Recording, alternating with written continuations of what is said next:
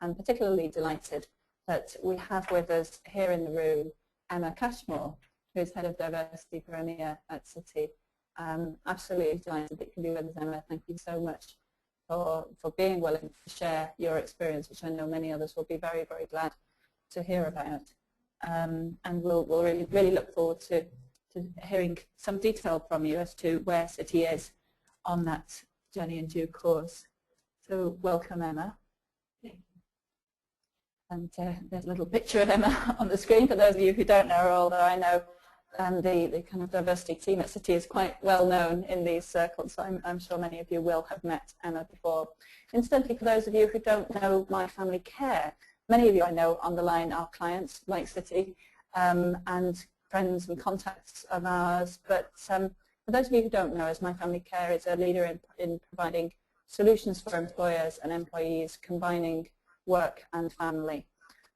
So that's what we do in various ways, and as part of that, given that we have a strong focus on parents and carers, we're extremely motivated to see the whole flexibility debate opening up, as it is, way beyond parents and beyond carers into a different way of working and into a way of working for any group of employees, which I know is certainly the way Citi is going with this, so people can look for flexibility to carry out an MBA or look after their horse or whatever it might be.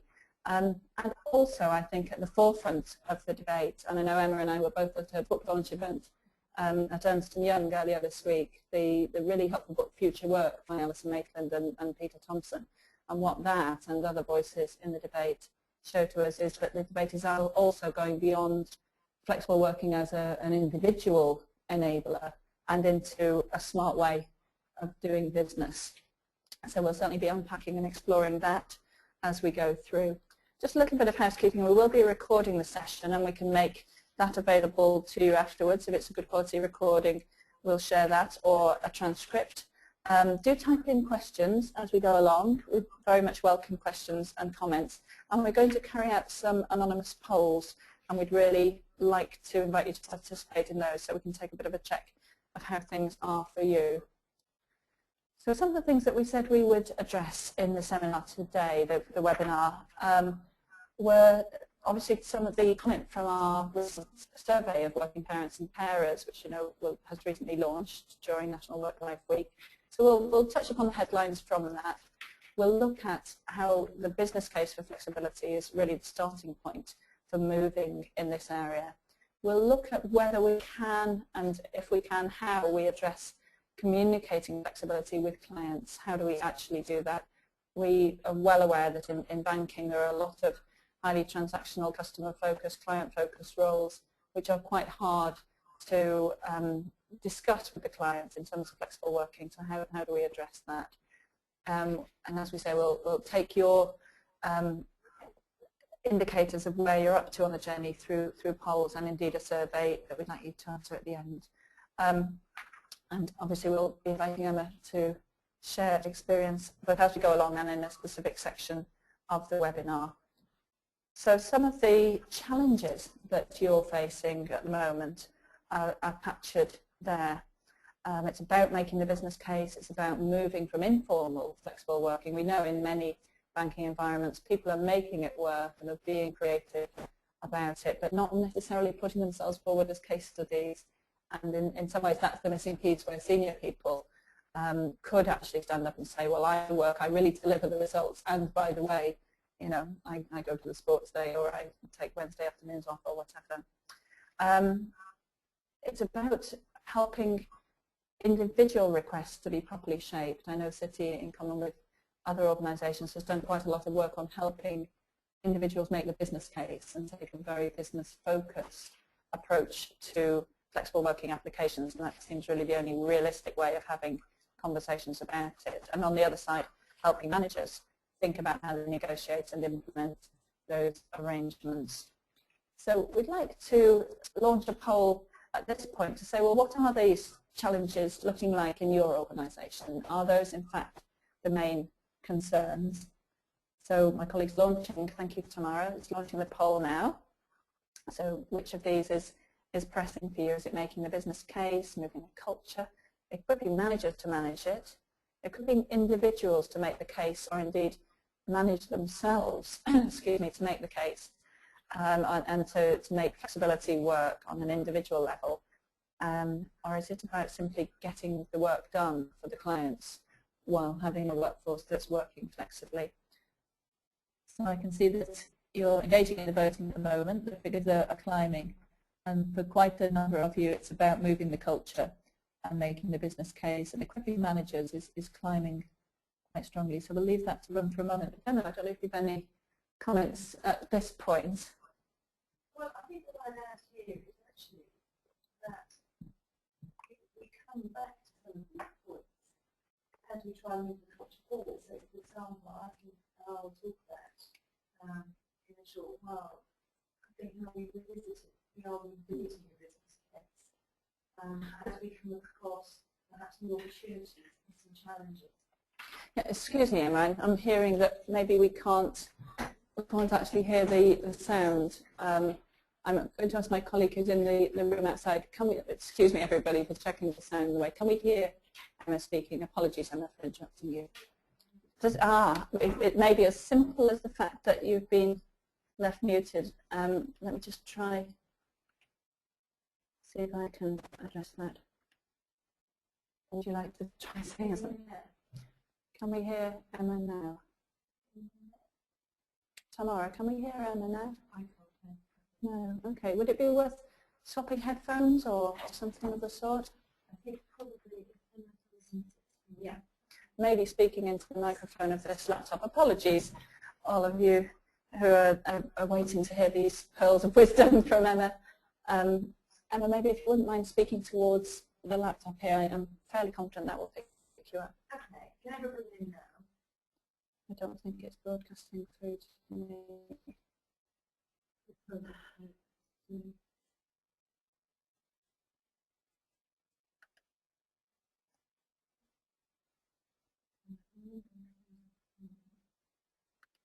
I can see several of you have typed in questions about Emma's sound and the inability to hear Emma. Is it worth? Oh no, that one didn't work, did that headphone?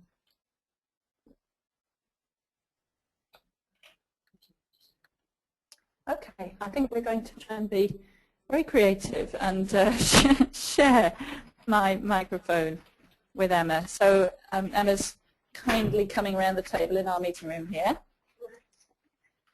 with a slight health and safety issue of walking over cables. So Emma, if you can be close enough, I'm really confident that will pick you Brilliant. up now. Okay. So can we now hear Emma tomorrow? Wonderful. Yes, great. So I think the point that I was making there was that actually I think as we move forward the culture at Citi, and I'm sure this happens in other organisations, that we are coming back to the business case and revisiting it, because for some people, perhaps the more traditionalists of managers, you know, we're coming to this again and again for the first time. So I think we are coming in and out of many of the points that are on that slide actually, and I'm going to talk sort of more about that in a short while. Many thanks, Emma. So just removing the results there from the screen. So Tamara, if we can move to the next slide, thank you. So some of the things that people typed in when we issued a survey on registration were, you know, reflecting these similar themes. We will be able to send the slides to you later, so we're going to buzz fairly swiftly through that, but just so that you can see that's capturing many of the same themes. And there's one more quote just about to come up onto your screens now, which kind of captures it all, that, you know, there are multiple pressures. It's not one thing. If it were an easy fix, we'd all be doing it. So it's often about different layers of the organisation, the leadership, the culture, line managers in the middle who, you know, are needing new skills to manage flexibility and are not necessarily ready to move with that and are wondering how to manage it. I mean, in fact, a lot of managing a flexible team is simply using the good people skills that they would use in other settings, but using them in a different way. I'm struck, for example, by the way Alison Maitland talks about making virtual water cooler moments. We have to work extra hard to communicate and to enable the social side of work, don't we, when it's social, when it's virtual, sorry. One of the examples I've loved recently is with regards to sales forces. When we think about people that manage salespeople, They don't follow them round every day checking that they're working, but what they do is focus on the results. For example, look at the sales figures, and that's quite an easy example or analogy to look at, but I think it's one that you can use when you're talking to managers about thinking about output. And actually that's a great example of trying to build trust and think about how the model will work for you. Absolutely, thank you, Emma. And what we'd like to do is check in with yourselves with another poll which we'll launch in a moment, but the next slide will just introduce that to you. We created a kind of mini metric, if you like, for this webinar to say, well, where are you in terms of your culture? Are you at the frosty level? You'll see the word flexi in there. Are you at the level of really trying to avoid it if you possibly can? Are you at the level of fulfilling the legal minimum? Those groups, parents and carers, parents of children under the age of 17 or 18 if the child's disabled, and carers of adults having the right to request, and you consider that as a kind of individual favour, if you like. Are you at the level of equality of access? So anybody can request flexible working, but it might be still rather ad hoc. Are you at the level where some organisations are, and it may be easier in other sectors than banking? I'm thinking, for example, of places like we had Fiona Laird of Unilever speaking again at the book launch of Future Work about their brand being very much embracing flexible working as the best way of doing things, and very proud of the way they've reduced their carbon footprint by saving costs of travel and so on. So are you at the level of using it as part of your external brand? Are you fully integrated where flexibility is just the way of getting things done? And I'm thinking there of cultures like Best Buy started out some years ago with their results-only work environment. And Mel Flugdale of Centrica was with us yesterday doing an all sectors webinar on flexibility. And they have a system called Workwise, which is simply about getting the work done in whatever way works. And when they first started it out, they had the wonderfully named initial project of the Martini project, which was, of course, you can work anytime, any place, anywhere. So if you're integrated, and we'll launch the poll now, that's, people could just work however they wish. And as Emma says, it's then all about what you deliver. So we'll let the poll run for a little while. Emma, I don't know if you've anything to add at this point. Yeah, no, thanks, Jennifer. So if you could just switch back to that slide for me. Sure. That's all the points that you just Oh, yes, absolutely. Again, I think here this the frosty bit is one that's interesting, isn't it? Because I've mentioned already the traditionalists, and I think we are looking at some very real situations which are giving us new opportunities, and I'm going to talk about the Olympics coming up for us in terms of us as an organisation and where we're located and what that means for us in terms of flex work. But I think this frosty layer we have to also think about and look at what an opportunity that gives us when you've got a very real business-led initiative of how we can create a great opportunity to change a mindset, if you like, but it also provides us with some real challenge as well. Actually, I think that's a really good point, Emma, about the way the Olympics, getting to Canary Wharf on the Jubilee line when people might be trying to get to Stratford that way despite Transport for London trying to send them on the Central line. That's going to give you an experiment that you can then analyse. And I think a similar thing happened recently with things like the ash cloud or the severe weather and things like that. And I've certainly come across cultures where it's been that's moved things forward and shown that it's possible, and people have then carried on.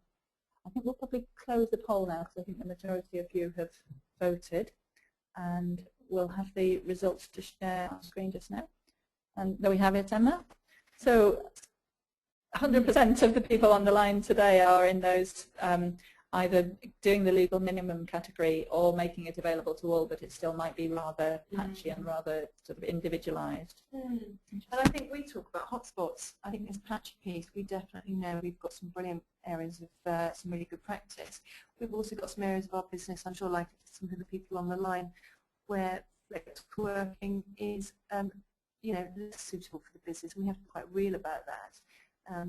But it also, I think we have to continually look at it and see how it is changing. Just the technology, the language, it's constantly moving forward. So, yeah, no, it's good to see you on the poll. Thank you. Thanks, Emma. So just before we go further into the story of what Citi's been doing, the next slide that we'll bring up will be an opportunity to touch on the themes that came out of our recent Working Parent and Carers survey, as we promised to do. So that should be hitting your screens very soon.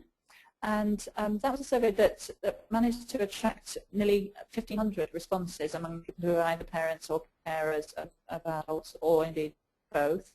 Now, obviously, that's a particular group that traditionally have been the kind of pioneers of flexible working, and we're talking much more now about making flexibility, as we just saw in the last poll, available to wider groups. But I think it can be very informative to see the experience of the people that have been doing it out of necessity, what the results are.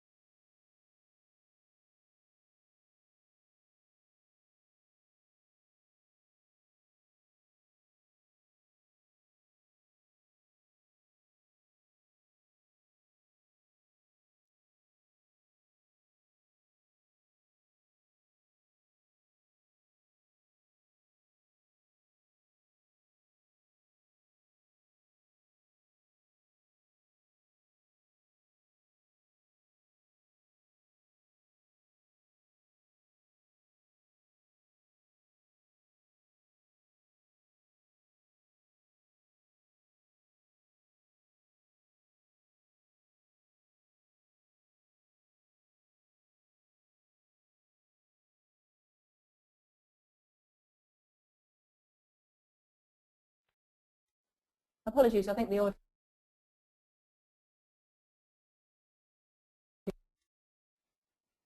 Right, I believe that the audio dropped out for a moment, but I think we're back online. Apologies.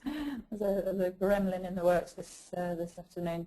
So yes, Emma, absolutely. You were just saying that there are, sometimes senior role models who've taken a flexible route by necessity, because it's the only way of keeping the show on the road as a parent or carer, and yet have become real pioneers and exemplars of how to make it work. The survey, I'm just going to touch very briefly on a couple of the results from the survey which I think are of interest, but we can make the whole survey available to you gladly. There's a strong relationship between people having control over how and when they work, and their reporting being very happy with work-life balance. So that kind of control over how and when they work leads to people reporting that they're very happy with work-life balance, and that's whether they're working flexibly, full-time, part-time, job sharing. It's that level of control. And where they are very happy with work-life balance, 68% of those who are very happy with work-life balance are really committed to their employer. Only 30% of those who are very unhappy with work-life balance feel committed to their employer. When we look at the self-reported productivity, 66% of people who are very happy with work-life balance report being productive, versus 29% of those who are very unhappy with work-life balance. In terms of feeling valued by their employer, those who are very unhappy with work-life balance, only 25% of those people feel valued by their employer, while a stonking 85% of people who are very happy with work-life balance feel valued. So, some real results to garner there in terms of employee engagement and productivity and loyalty. That said, 54% of those who are working flexibly say that there is a concern about career progression, and I know that reflects various other studies, not least a recent one by the Association for Women Solicitors and King's College in terms of lawyers appreciating flexibility in terms of well-being, but being concerned that it hampers career, and I know that's a kind of current question, isn't it, in banking too? It is. And interestingly, when you look at these results, I really feel that this is what helped us build a business case.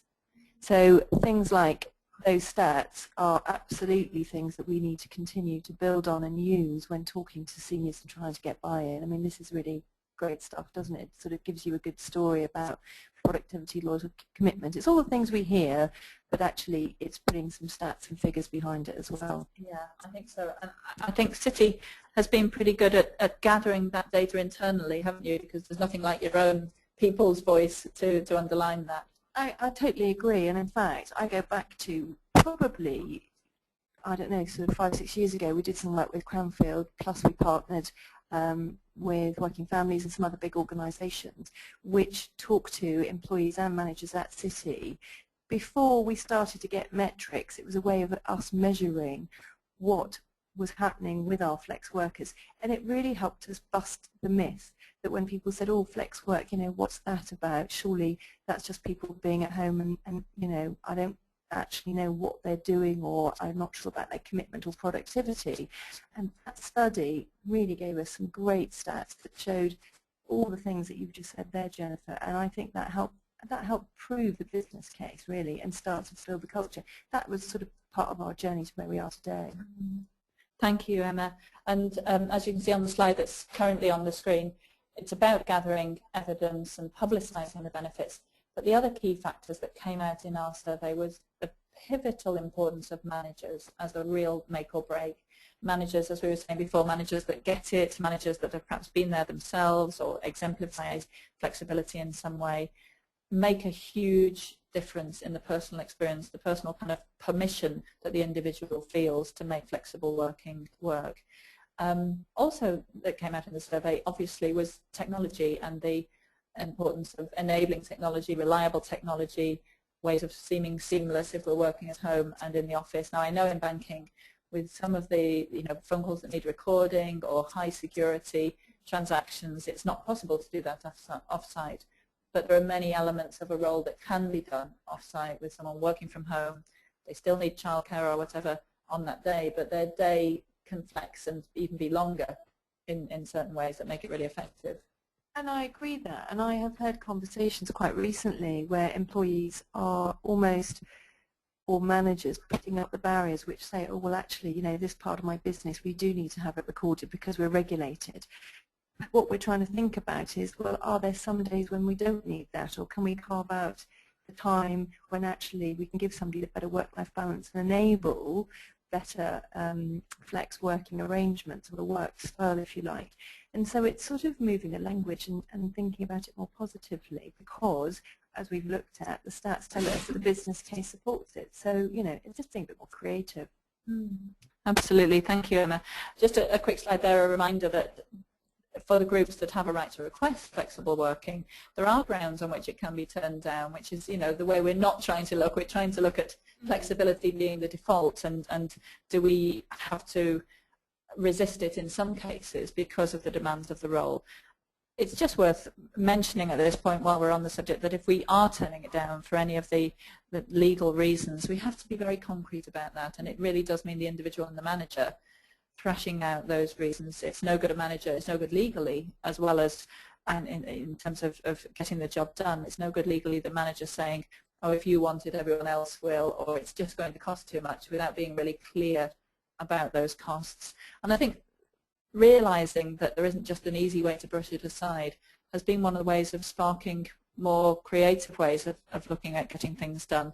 I'm thinking, for example, of job shares, which I know are kind of not that well established in banking, but I've heard of some exceptional cases where they really work, where people's work ethics, values, ways of working really match, and maybe a job can't be done part-time or it can't be done remotely, but it might just be able to be done by two people fulfilling the same role. So I think understanding the kind of only reasons there are for turning it down being quite concrete, and on the other hand taking flexibility as the sort of default, can it be done flexibly or not, is a good way to make us think creatively. Completely. And these are big challenges, aren't they, for all of us, whether you work in sort of HR, diversity, recruitment, it's trying to support managers, because otherwise the default is we'll always do what we've always done because it's easy. And actually we do need to really think about the deeper conversation, which actually to actually enable that change does mean looking at perhaps the job design or the way that people work, and we've talked about the job shares. Of course, we know of pockets. I can think of some at Citi where it works well, but it's less well used because of some of the real challenges. So I think, whatever we can share with each other on best practice and those that make it work, then absolutely we need to look at it and continue to look at it. Thank you, Emma. And I think, as well, certainly out of what we know about best practice in Citi and other environments, is there is also a part to be played by the individual, as we were saying earlier. And some of that role is about managing ourselves, self-discipline, so we're not always on. There's a global 24/7 culture. We can't work 24/7, so some of it's about, in fact, there on the slide there, I'm quoting from Sally Bucknell at Ernst & Young, about having technology be liberating rather than enslaving. And I think that's an important point. It came out in our survey. It comes out again and again about knowing when's enough is enough, which is again about deliverables. When can I stop because I've done enough? That's sometimes quite hard to pin down in terms of performance. And again, I get that, and I suppose one of the things that we're trying to do is enable employees to be better flex workers. And what do I mean by that? I guess it's giving them the tools and resources to think about the business focus, so what are the deliverables, think about the impact of what they're asking for, but to come up with a solution and take real responsibility for making it work. We've already talked about people that have done it in the past that have perhaps trailblazed the way, but it's like, how do we make that more available to more people with the right tools and resources? And that's something that we're currently working on at the moment because of the Olympics coming up next year, so we've got some real work ahead of us on this. Excellent, thank you, Emma. And just on the slide in front of you before we move on from that, a couple of points about the home life arrangements. Most people, or many people these days, don't have immediate family members they can rely on, so sometimes it's about the organisation helping people support family life outside in a kind of concierge or sort of backup childcare way. And I put there the point, shall we talk about childcare? Because I've been struck again and again working in coaching either individuals or groups of really high-powered, ambitious, high-achieving women who are still faced with the presumption that childcare is their responsibility, even when they're an equal or higher earner than their partner, if they have a partner. So sometimes the survey again showed up that while the gender split of carers was 60-40 women to men, people who were taking an adult, a caring role for an adult, it was 80-20 in terms of childcare, that the women were shouldering responsibility for that. So I think there's still a piece on the individual front, as well as how we communicate in work. There's a piece around how we communicate at home as well, and raising the conversations that need to take place. But we'll move on now to just a recap of some of the points that are there on the screen around the business case. But we're going to move on to Emma's story of Citi. But just to remind you there of some of the things to be looking out for and measuring, and to put in place some kind of benchmark measure. If you're moving towards a big experiment in terms of flexible working, what do you need to measure now in order to see the impact later on? And a few resources to share with you that are particularly helpful in this regard. We've talked about Alison Maitland and Peter Thompson's book. Jodie Thompson and Carly Ressler were the pioneers of the results-only work environment at Best Buy. Their book is good in this regard too. And another book, Andy Lake, who's behind flexibility.co.uk, you can see there on the screen. His Smart Working Handbook is a very practical guide to the business case and implementation. Daniel Pink's book is on there because what motivates us turns out to be freedom, autonomy and control rather than money. And various other places you can go to look at research that really helps underline the business case, including the recent research by Working Families and Lancaster University Management School on fathers and flexibility, which gives a slightly different flavour to the findings, but a huge measure of high engagement and sense of commitment and being valued, again, by fathers who were working flexibly, which is a real kind of business hit there. But Emma, over to you to share what flexibility actually means and looks like at Citi. Okay, thanks, Jennifer. So I think where we are right now, what does it mean to us? Well, we call it Citi Work Strategies. I'm sure like a lot of you all that are on the line, we like our acronyms, so CWS. But to define that for us, it's a non-traditional approach to the workplace on how, when and where people work and respond to new business context and a work-life balance. So what does that really mean? Well, we've talked about this, but it's empowering employees to take responsibility and think about and determine their work schedule and also look at their own location. And we've defined some work styles, which this is quite new actually. We're just relaunching some of the information and the resources around this to the organisation. So we've got 4 different work styles. We call those resident, flex resident, agile and telecommuter, and the definition of those are for people who either work in one location, various locations, sort of work from home, and it's all about sort of, you know, how much they need to flex their schedule. So our policy on flex work is open to all, and that's been the case for some time. So if I come on and talk about the journey, I guess, of where we have come to in terms of the place. The business case was set some time ago for us, certainly predates me being at Citi, and as I say, the policy is open to all, which has been established like that for some time. I've already talked a little bit about the Cranfield study that we did 5 or 6 years ago, and I think what did that give us? It gave us a very useful measure that actually we had more people working informally that we weren't able to know about. And to Jennifer's point earlier, you know, actually being able to contact or recognise some of the people in the organisation that we wanted to then talk to help us storytell and use as role models was extremely helpful as part of that study. And of course, yes, which we all know now, it gave us the understanding that we had improved productivity, we had better loyalty, and we had better commitment from employees who were making it work, who were successful at being flex workers. So that was really useful for us as part of our journey to get to where we are today. And I put down meeting the requests, and what do I mean by that? Well, we are finding better ways to measure flex work, but I think it's a challenge for a lot of us.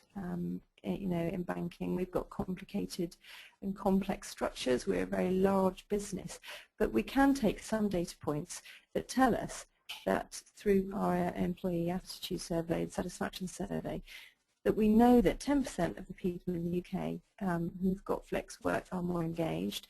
We know that 30% of the people want it that don't currently have it, which gives us some really interesting information.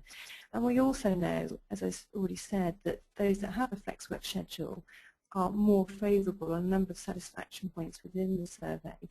But also the people that don't have it, that don't want it, are also quite favourable about flex work, which tells us it's not for everyone, and I think that's important too. So it's trying to navigate your workforce to make sure that we are meeting the business need where we can, we are being very real about the areas that we can enable it, and actually some people it will work better for them. There are certainly more requests at the moment that we need to be looking at and how we really make that a positive experience for them. So that's a bit about our journey. The challenges, well, I think these are probably shared and they're certainly not new, but you know, the manager concerns, and I have heard quite recently again that people saying if one wants it, why don't they all want it, how do I handle that? And I think what we are now talking about with our managers is actually if you can empower teams of people, not just individuals, you will find that teams will work out what a flex schedule looks like for them. So, for example, you know, when you have your remote day and how you manage that between you, then actually the cover will be there because the teams will make it happen, and there's some real positive examples of that happening. Some of the challenges, as we all know, are around that collaboration, the visibility, the team cohesion. You know, how do you get people available, knowing when and who is around, and how do you get the team spirit going? I mean, those are real challenges. Again, we're trying to work on that. And I've talked about this, empowering employees to be successful flex workers. And what's that about? Well, for me, that's more about tools and resources and and also technology, so that seamless approach, and how we can do more on that. And lastly, I've put down working mums. I think one of the things we're trying to do is move on the language and the association, where people think, oh, it's just for mums, that's what flex work means. And actually we want to move it on, because it is open to all, and we want to say truly it is, and here's some examples of it. Okay, so how am I doing? Change agents of culture, right. So what do I mean by this? Well, I've just talked about how we're saying we want to move the language on from the working mums. We recently had a panel discussion where we had 2 managers and 2 employees come and talk about flex work to open up the discussion and story tell, if you like. The 2 employees, the example that we had was there was a female member of staff who was commuting. I call it the long commute. She was working out of 2 countries. So she was working out of Bahrain and London and here in the UK. And she was working 2 weeks in the office in Bahrain and 2 weeks in London, and making this work for the last year, which was absolutely fantastic. And in fact, the driver for her as an individual was around her partner and her relationship, which was very important to her. But actually, from a business perspective, we absolutely made that work, and she made that work. And in fact, I think that she was so much more committed to Citi, and actually, you know, productivity went up for her as an individual. And interestingly, just thanks, Emma. Just to comment on that, having been there at that panel discussion, one of the things I was really struck by was I believe it was her manager who actually suggested it to her, which was a really great management move, and you know, I think was part of how it worked so successfully. I couldn't agree more, and in fact it was the manager that brought it up, and it wasn't her that went with it, so you know, initially, but absolutely she was just delighted that we could make that work. And the other person that was on the panel was a gentleman who has a real passion for extreme sports. He competes, and he wanted to do a 4-day week because it gave him a chance to climb mountains and do all the things that he loves to do. And I think that's really great, because that just showed people that, you know, gosh, actually, it's not just the working mums. So we were able to showcase some of that. And then we had 2 managers' perspectives, which again was brilliant. I've already talked about and mentioned we had a role model who's a female that made flex work for her. We're going back sort of 7, 8, 9 years ago. And she now manages 180 employees, and 40% of her team work flexibly. Some of that's formal, some of that's informal. But an example, because some of those people were client-facing or are client-facing in her teams, of really great practice here is where they've had a shift pattern, which means that some people start early at 7 a.m. and some people finish late between 6 and 7. And what the benefit of that has been for them is it's extended the customer service to their clients. So there's been a real sort of, you know, business benefit, if you like. So that's an example of the panel discussion. Emma, just a wonderful question from one of the participants that's just come in. Question, is parenting an extreme sport? I love it. Do you know, as a parent myself, I'd have to say yes, absolutely. It is very much so. It has all the exhilaration, but all the challenge and pain as well. Absolutely. And is it a workout? Yes, it is at times. It can feel like that. And one other example I wanted to talk about with our change agents piece was where we had the Centre for Work-Life Policy, who were about to launch their research on Gen X. We had a roundtable discussion during our Diversity Week back in June with managers. The topic was, how do we foster a better culture for Gen Xers? Because we typically work for boomers who didn't work on a flex work basis. So are we the generation that are actually doing it a little bit under the radar because we don't feel fully permissioned to do it? What came out of the discussion was how we could extend a better work culture for ourselves, but how could we make a better work-life balance for all? And I heard some very real conversations around the table of people that said, you know what, I have a time in my diary once a week where I want breakfast with my children, I want to take them to work, but I don't widely talk about it with my team. And what came out of that was a single takeaway that day that said, as managers right now, we could start to show the team, tell the team what your priorities are, including the reason why flex work works for you. And what you're doing is setting an example to others, that it's permissioning them to go ahead and do the same. And I think that was just such a brilliant thing, and a brilliant takeaway that, you know, made some change straight away. So very lastly, how am I doing for time? Yes, we're good. It's just not 1:10. Brilliant. I wanted to talk about some examples of business-led initiatives, if you like, that are going on at Citi. CWS, so Citi Work Strategies, we've got a workplace study happening at the moment, and this is being driven for a number of reasons. Organisationally, we want to look at how we can look at our real estate optimization, for want of a better expression or word, how we consider the reducing the footprint, if you like, into some of our offices in terms of costs, and how we can make some cost savings around this. At the same time, thinking about what are the employee benefits. So, you know, what about the work-life balance? How effective would that be for larger groups of people? Does it give us greater employee agility by supporting these different work styles? So we're currently going through a study for HR actually at Citi to work through the program of looking at how do we work, how do we think we want to work, and you know what's going to be the uptick for us on that. So that's happening for us right now. Currently, myself and a lot of our colleagues are very much Canary Wharf based, but we do have remote days, and actually more people, again, it's meeting those requests, more people want it, and we've got to make that work. So that's happening for us at the moment. So it's sort of no absolute news, but it's an ongoing study. And then the other piece that I've talked about is the 2012 Olympics, and there are planning committees for other organisations, not just in Canary Wharf, I'm sure, but more broadly across. I mean, this is something that's coming up, and the time is ticking away, if you like. I think this gives us an opportunity, but we also think about this, it might give us some risks. So what are we thinking about here? Well, we have some employees and managers that we think for the first time will want to work in a different way next year, and in fact not just one, but we will need to.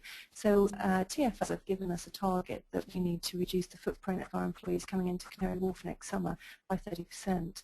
So we have got a real opportunity right now to create our own positive legacy from the Olympics at Citi by making a positive experience on flex work for the Olympics for individuals who might never have done this before. Actually think beyond just next summer. Is there going to be a shift in mindset that we can create through this experience, which will set us up for you know, meeting more of the requests that we are getting around flex work, and creating that experience so that at the end of it, come September, people will say, actually, I've worked remotely, I've tried it, and I'd like to do more of it. And we've also got managers saying, do you know what, it happened and it was okay, and I think we can continue to do this. So, you know, it's quite an exciting time, really. Absolutely. Thank you so much, Emma. And I think that responds to one of the questions that was typed in a little while ago, which was about how exactly do you make the move from informal flexible working under the radar to formal, and I think those kind of concrete examples are really part of that move, would you say, Emma? Yes, I would, and it's an interesting question, isn't it, because there are lots of people working informally that we don't more broadly know about, and you know, let's just think of some of the benefits by moving it to formal. Well, it enables employees to have better mobility, because if you've got the flex work arrangement and it's informal, then you've got to re-agree it, haven't you, when you move jobs. And working in big organisations like Citi, there are endless career opportunities, but actually we've got to think, well, if you do put it down formally, then you've got that, it's in your back pocket and it sort of travels with you. Yes, of course you've got to still agree it with the new manager, but in some ways you're coming already, aren't you, with those sort of parameters agreed, if you like. And so, yeah, it's an interesting one, isn't it? Yeah, absolutely. Thank you, Emma. But if we're moving to more embedded formal flexibility and flexibility as just the best way of getting things done in the 21st century, remembering Generation Y are coming, and you know, they're not working around parenting or caring, they may be working around the other extreme sports, but we understand that they're coming with a different view of what the kind of psychological contract with the employer entails in terms of fitting work into life instead of stuffing life into our hours of work or around our hours of work, if we're moving in that direction, if we're going towards flexibility as the best way of getting things done, what do we do about this thing that we've rather cheekily named on this slide, the F word, mentioning it in front of the clients, talking about flexibility in a client-facing role? I've quoted from Accenture there, who have said really it's the next step in collaborative working with clients to be upfront about working flexibly. At the outset of a project, you sit down, you talk about how and when the client will be responded to. And, you know, I deal with a lot of law firms who are really intensely worried about investment banks not choosing them in the beauty parade if they've got flexible workers. And yet, investment banks are trying to work flexibly too, plus looking for supplier diversity. So who's going to speak up first? And it's a really interesting topic, isn't it? Because, you know, as we even having this conversation now, I can think of examples where it sounds like we just need to get a crowd of us in the same room and have the conversation between us, because I was at the OpNow conference recently where Ernst & Young gave a really great example of this, where they are working with a very big client of theirs who I think, they said, has the attitude that, you know, I pay for what I see when they've got their project teams on site.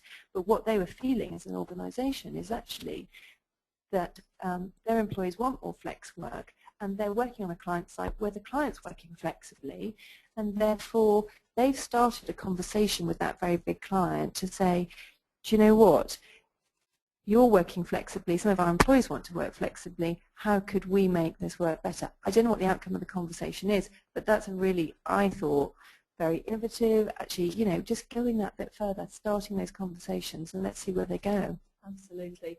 And I've got another poll for you, which would say, you know, how do we, if we're going to be brave enough to talk to clients about flexibility, we're some way down the route, we're in that sort of external branded level of flexibility, but how do we make sure that the individuals keep their career on track? You know, that's probably not going to happen unless we're already talking about flexibility in really positive ways. But how are you all doing online about the individuals within your firms managing to stay ambitious, to stay recognized as wanting career progression, even though they're working flexibly? And there are a few options there. It's difficult to sum it all up, but if you'd like to choose from those, I'd be really interested to hear your responses. And again, I think I've just drawn something that I've heard from Working Families Conference back in the summer, where we talked about working dads who are flexing schedules. They're certainly not dropping any days necessarily, and they're certainly not dropping their salary at all. But what they are doing is they're finding a new way of flexing their schedule. I think it's mostly informally from what I gather. But, you know, and certainly they might have career concerns. I guess that's something we should think about. But I was hearing more about they were, you know, they were just getting on with it and making it work for them, which is really interesting, isn't it? Yes, and I wonder whether there's a gender bias there. Certainly, I've heard that in other settings, particularly law firms, that, you know, and I hate to be stereotypical about gender, and of course it won't fit every woman or every man, but I have heard people talk about a tendency among men to have the confidence to just do work in the most sensible way that it works for them around family, around life, and somehow women feeling that while a man may be seen as heroic if he's going to the sports day, a woman is seen as a bit flaky, and, you know, having the confidence and the bullishness to say, well, you know what, I'm going to get this done in this way and I don't need to wait for permission. You know, I don't know if there is still a sort of gender gap to go on that. I think you're right. And, you know, how do we then make sure that if that is a perception, that we start to change it? Well, it's having these panel discussions, isn't it? It's showcasing the great role models, and, for example, where you've got senior women who've made it work, who've progressed, who have continually sort of gone up on that trajectory whilst also working in this way. I think there's some examples in the book, the Future Workbook, which are great, and I think we need to think about how we showcase those in our own organisations. Yes, absolutely, and the fact that careers perhaps are no longer a linear progression to a kind of peak in the late 40s to 50s and then a fall off at some sort of fixed retirement age. It just isn't like that anymore, and women are among the groups that demonstrate that, as well as, you know, in potentially Generation Y will be in the future. Yeah, well, I'm just saying, just looking hot off the press here at the poll results, so with manager support, and you do hear of people, don't you, where they say, I couldn't make it work with one manager, so I've actually moved on to find something where I can. You know, and I think, gosh, isn't this so key about how we work with our managers to give them the right tools, resources around planning and enabling them to support flex work, because, you know, this is where it absolutely makes a difference to the organisation. It gives career progression. It's all about retention. You know, it leads into so many great things. Absolutely. I mean, it would look from those results as if part-time is one of the most challenging ways to keep career progress on track. And certainly my experience is that the high flyers are the ones for whom flexibility is just about how, where and when we work, not about cut-off times when we are not working during the working week, unfortunately, I guess. So we'll move on from the poll results. I've got another slide coming up. If we just go to the next slide tomorrow, thanks, because we're still on the one that is announcing the poll there. That's just a quote which you'll read when you get the slides that we've briskly going through there, of a virtual sales team. They were one of the winners of the Working Mums recent awards for talent attraction. They make a real virtue out of saying to customers, we have the best team because we attract people to work flexibly, and therefore they're bringing this exceptional life experience that otherwise wouldn't be in the workforce. So that kind of really blows it out of the water, the sort of client-facing piece. But just on to the next slide. Some of the tips that you came up with when you registered. Flexibility both ways, you know, the employer give and take, but the individual, the flexibility is easier for the employer to deal with than rigidity. Emma, very much as you were saying about using examples, using one area, function, department, team to influence another, you know, to create a compelling sort of ambassadorial state for others to follow.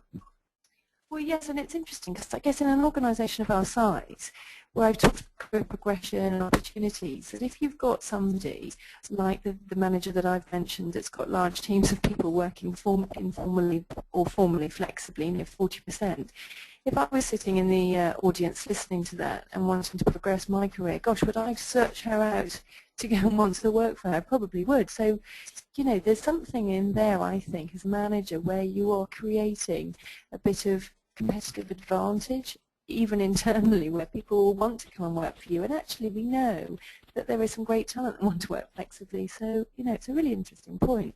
Absolutely, and maybe it's also tied to reward. If we're rewarding managers for their performance as a flexible manager, you know, you can either create the attractiveness of just being great at it and people therefore prefer you, or you can apply performance, you know, compensation to it. Yes. I think as an organisation we have perhaps not explored that as much as we could or should, and that it's certainly a topic that we're currently discussing, particularly when we look at things for the future, because, you know, it's that sort of stick and carrot approach, isn't it? You sort of need a number of different things, and certainly I'd be happy to talk to others that might have some best practice in this area, for sure. Thank you, Emma. And just talking about the future, we'll be wrapping up in about 5 minutes, and you'll have the slides, so you'll see there's various best practice tips coming up at the end of this. But just to kind of debate a couple of sort of more futuristic points, I've really appreciated the work of PwC and the Managing Tomorrow's People project. And they were saying, well, we need to do a bit of scenario planning about what the future is going to look like, plus what kind of organisation do we want to be. Do we want to be living in what they term the blue world, where the corporation is king, people, you know, are kind of sponsored by the organisation from early in their university lives, and their life is kind of devoted to that, and there are haves and have-nots. If you're on the outside of an organisation, you're kind of struggling to get by, but if you've got a job, then, you know, everything will be done for you as long as you're performing. The green world, in which it's all about environmental savings, which of course flexibility is a huge contributor to, because again and again we hear that, you know, it's about people, it's about technology, but it's also about real estate. And if you go for flexibility wholesale, you will reduce your carbon footprint, you'll save travel costs to meetings because you'll be meeting virtually, you'll save real estate because people will be hot desking.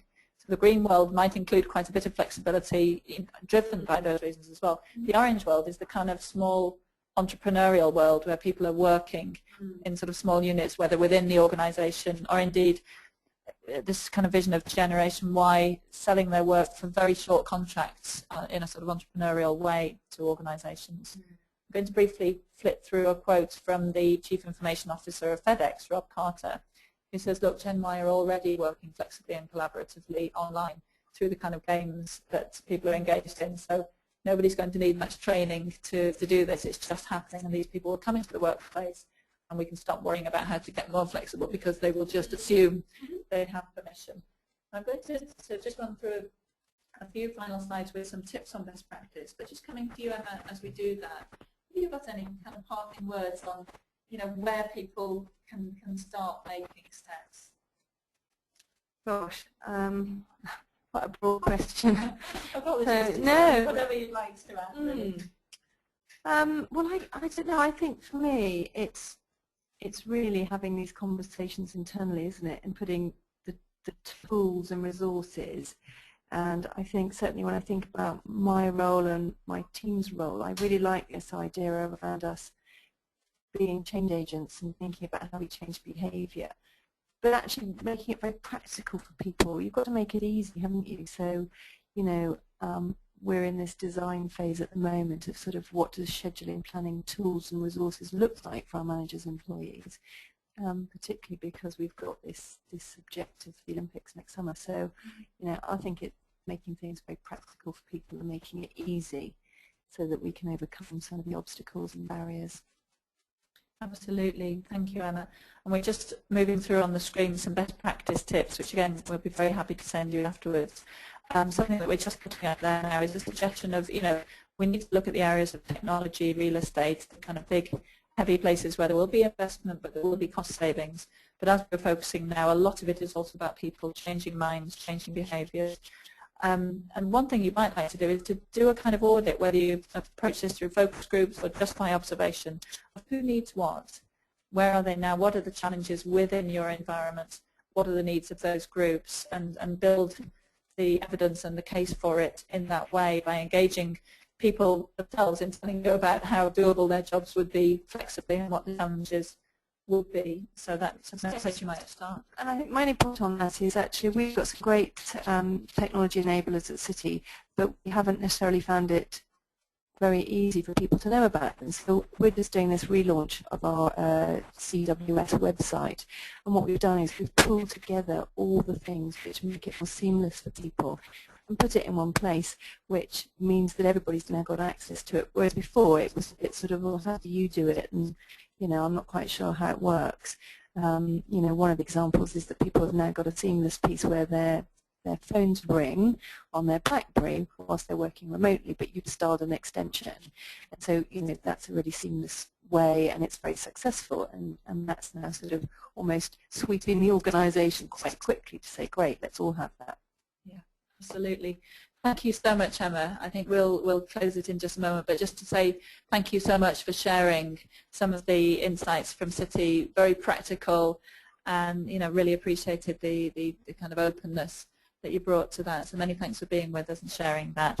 Thank you to all of you who've joined us online to look at this topic. I hope it's given you some practical things and insights that you can take forward. Do let us know, and of course let us know if we can support you further or explore any other topics in this way that would be of interest to you. So we'll just close in a moment. Many thanks again.